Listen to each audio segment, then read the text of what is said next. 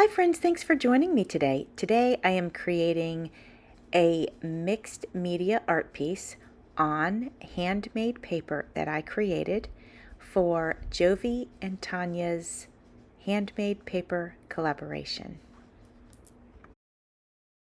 If you missed that collaboration, we each did 3 videos. The first one was us sharing how we made our handmade paper and some of the results. The second video was a process video of an item or an art piece that I created using one of the pieces of handmade paper that I didn't know if I would be able to salvage. And I'm glad that I was able to. And the piece turned out really, really pretty. So I hope you'll have a look at that if you haven't already. And then the third video was an unboxing of what we sent to each other. The collaboration is officially over, but I did want to share with you how I created the art piece that I sent to Tanya. So you've seen some of the process already. You can see I have it in fast motion, but this was one of the pieces of paper that I created. And when I made the paper, when it was wet, I put it down on this particular stencil, and I then put everything out in the sun to let it dry, and I left the stencil on there until it was dry. So the paper then got embossed with the pattern from the stencil. Now I put the stencil on the paper today because most of the embossing I could see, but I just wanted to be sure that I was going to follow the lines properly. So I figured, why not use the stencil to make sure that I get them just right. So similar to the art piece that I made in video 2 of the collaboration, I am using metallic markers to basically color in the embossed parts. I asked my friend Tanya what styles she likes, and she mentioned that she likes grungy. So I decided I want to try to make this piece grungy, but it's going to be an elegant grungy. Can we have such a thing? I think we can. So just in case you didn't know, actually the definition of grungy means dirty. So I'm going to make sure that I do a lot of brown ink around the edges, and even bring that inside of the art piece as well, just to grunge it up a little bit. But it won't be full on grunge because grunge is not natural to me. I like it and I appreciate it so much, and I always try to do it, and I think frequently I'm successful, but it's not natural for me. My friend Carol at Recrafted by Carol, she is incredibly natural at doing the grungy style, and I always appreciate watching her. So in order to make this piece as grungy as I can, I decided that I would go with darker colors. So you're going to see here I'm using a fairly dark blue to get the outline of the bird.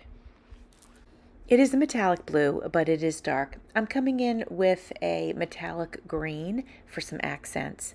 And you'll notice that I did the bird cage in a brown metallic color. And then I'm also going to be using a permanent marker in just a regular brown, just for some fine lines on it, just to give it a little bit of dimension. I'm coming in on the bird cage as well, just with a few accent lines in the blue, just to be sure that I have the blue here and there on the page so that everything works cohesively together. And since the bird is basically mainly blue, I'm going to use that same blue on the feathers. I'm going to be coming in with other tones as well, but definitely using this same blue on the feathers. And there are 3 feathers in this, I want to say die cut, but it's not a die cut, stencil. Once I get the dark blue on the feathers, I'm going to go ahead and come in with a lighter blue and do some lighter blue accents on the bird and on the feathers actually. While I am working on this, I'm going to go ahead and give you a couple of updates and a little bit of information. So, first of all, when I did the paper making collaboration with my friend Tanya, it was my first time making paper, and I really enjoyed the process.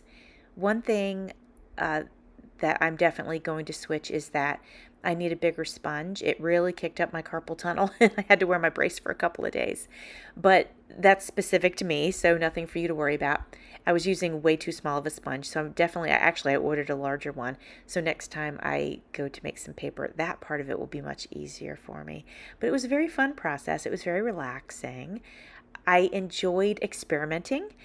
And so I made 2 batches of paper, 2 different batches, and I did really enjoy experimenting, and I felt like using these stencils was a good experiment for me.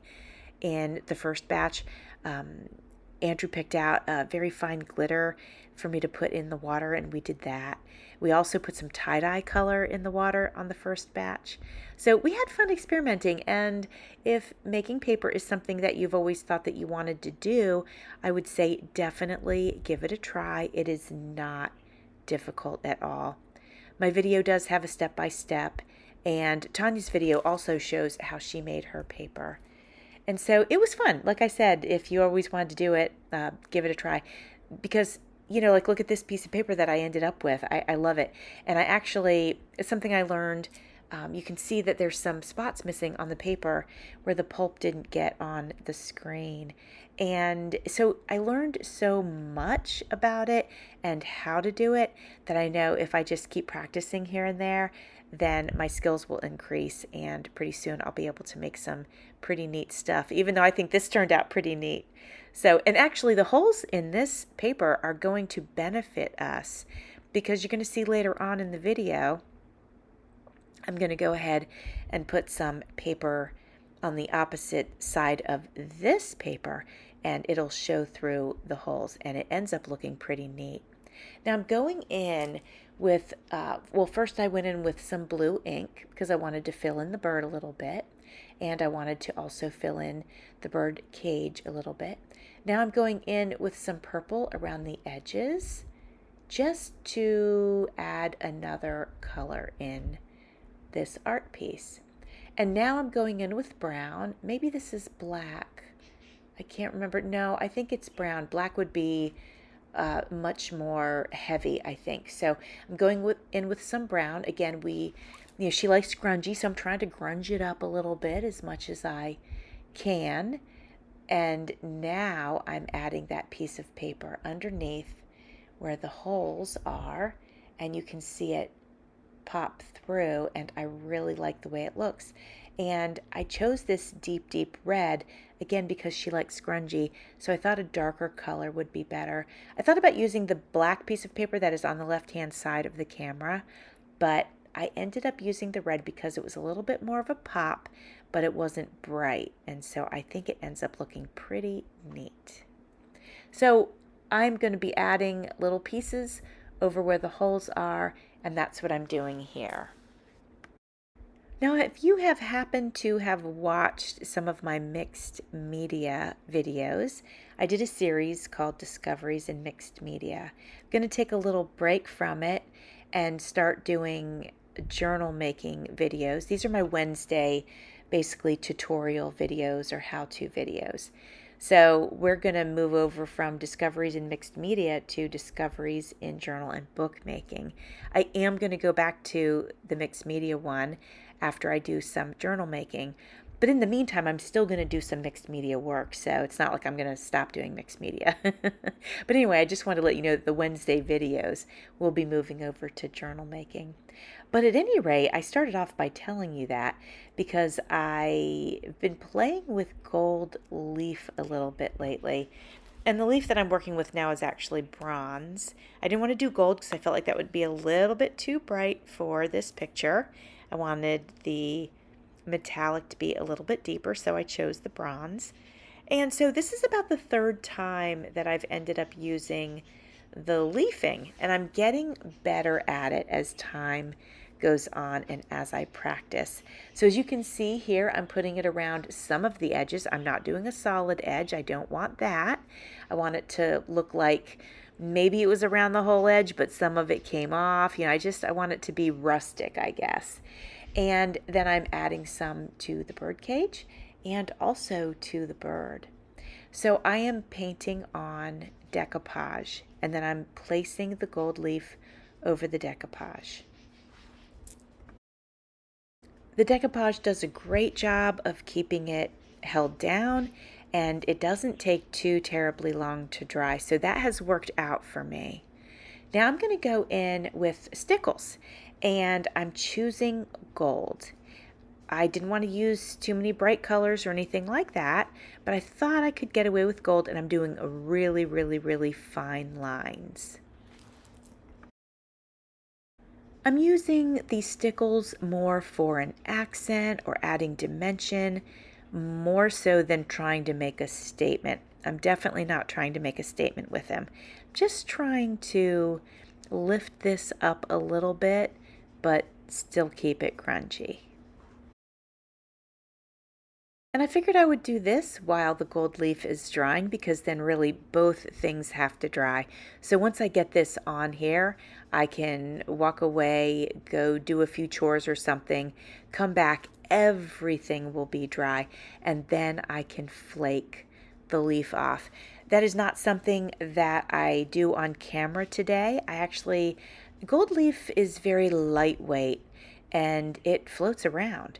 So I take mine outside and I brush it off outside, and that way it doesn't float around all over my art studio. It can float around outside all it wants to. It doesn't bother me. So you won't see me brush it off once it's dry, but you will see the results of once I'm done.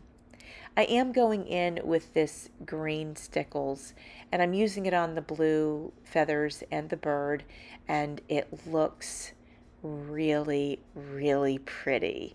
I know it's not grungy, but it sure is pretty. Everything has dried, and I took it outside and I brushed off the gold leaf that was not glued down, basically. And now I'm going in with my pokey tool because I want a few of my lines to be a little bit more exact, and this is one of the ways that I can do that. I've also used like a pair of tweezers to just like rub the edge, which that works pretty good too. I want to add another layer of something, so I'm choosing to use this burlap. It was actually a scrap on my desk, and I saw it and I was like, oh, I think this might be perfect. So you can see I'm putting it over part of the bird cage, and it covers up the bronze just enough to tone it down, and I really like that. So we can see it pop up in between the grates of the burlap. And notice that I did put some black ink on the burlap pieces just to grunge those up a little bit. But I like that we can see the bronze through it, but it definitely tones it down. Now up in the upper corner, and I'm sorry it's almost off camera, I'm making one of the holes in the paper a bit bigger because I want the underneath paper to show through. And I did that a little bit down at the bottom as well. Now I'm getting ready to share with you the finished piece. I'm really happy with it. I love this process. It's the second one I've done like this. It's just so much fun and so relaxing, and the results are really great. So I hope Tanya likes it, and this is the piece that I made for her. And friends, I want to say thanks for watching. See you soon.